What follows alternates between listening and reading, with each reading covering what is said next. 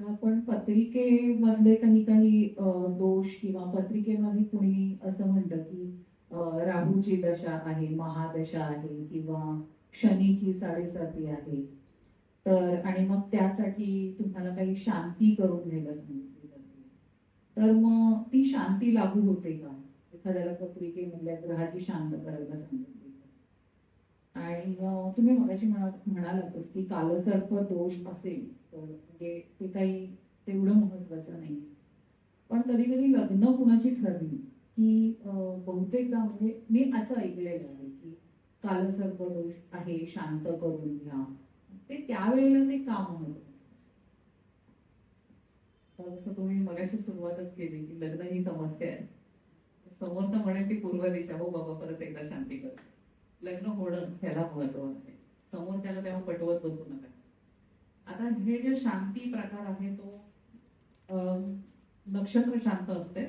ती विशिष्ट जी केतूची नक्षत्र येतात त्याच्यात जर जन्म झाला असेल व्यक्तीचा तर एक थोडस गंडांत एक कन्सेप्ट आहे.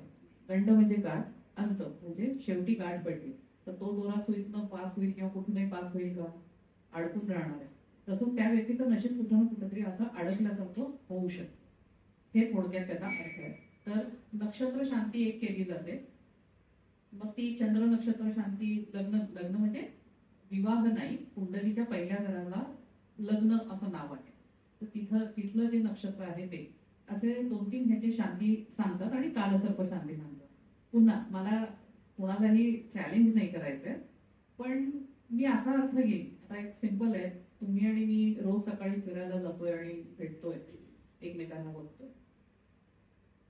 मी काही कारण नाही आणि तुम्हाला असं करून घेते. तुम्ही काय सांगाल तुमच्या मैत्रिणीला? काय बोलले ते का पण मी तुम्हाला? पण त्या जागी मी तुम्हाला जस्ट हसले आणि मान डोलवली किंवा गुड मॉर्निंग म्हणते, जय श्रीराम म्हणते. तुम्ही काय सांगाल दुसऱ्या वहिनी? कोण आहे ती? माहिती आहे का कोण आहे? बरी आहे. पण ना काय बोलले ते का मी? नाही. पण मी तुम्हाला एक माणुसकीने वागवलं, ग्रीट केलं तर तुम्ही पण रिस्पॉन्स चांगला दिला.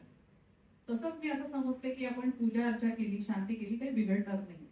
कारण माझा स्वतःचा पहिला बिलीफ आहे की मी कुठली होम हवन किंवा पूजा करू दे, ना तो कुठला ग्रह फिरायचा थांबणार आहे ना कुठलं नक्षत्र थांबणार आहे. सगळे देव आपल्या स्पीडने आपल्या जागी आहेत आणि सगळे ग्रह त्यातनं फिरणारच आहे. ते थांबणार नाहीये. पण कदाचित मी त्याला एक माफी मागितल्यासारखं किंवा आपण जसं एक बघतो ना की लहान मुल जेव्हा उद्योग करतो, आई पकडते, ते आईला जेव्हा सॉरी म्हणताना आई तिथे अर्धी विरघळलेली असते. आई बाबांना सांगतेच, पण ती काय म्हणते, अहो रागू नका, जाऊ दे. पण जर तुम्ही आईला सॉरी म्हणला नसाल तर आई काय करते, जरा बघता का नाही तिकडे, मग बाबा पट्टाच काढतात पहिला. तो पूजा करून शांत करू. इफेक्ट शून्य नाही होणार आहे, पण सौम्यता नक्कीच येईल. हा, पण मगाशी सांगितलं तसं ते त्या त्या ठिकाणी जाऊन करायची तर काहीच गरज नसते. खरंच गरज नसते.